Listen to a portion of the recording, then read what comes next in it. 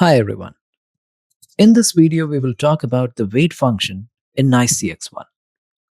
As the name suggests, wait action is used to pause the script in NICE CXone. So, if you want to pause the script before you take the next action, you can use the wait action.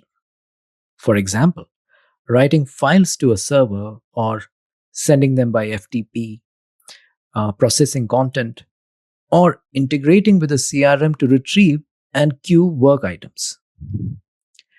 It serves other purposes as well, such as to add a delay before the hangup action, or to add a delay before the exit action in a chat script, and even to create a repeating loop with the music action. All of this and little more can be done with the wait action. Let us look at an example. When we use wait action to create a loop with the music action, you must have connectors going both ways between wait and the other action, as you can see in the figure on screen. How is this loop created with both way connectors? Let's say the music plays for 10 seconds while the agents are busy.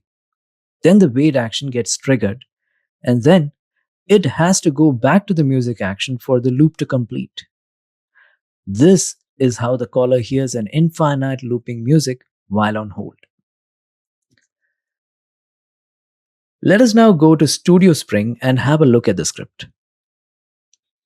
After going to wait action, here you can see the script. The call begins and the IVR plays. Then the call gets assigned to an agent. And if they are busy, it triggers a music action. Once the music stops, wait action takes over. And with the help of connectors, it loops back to music. I hope you learned something interesting today. See you in the next.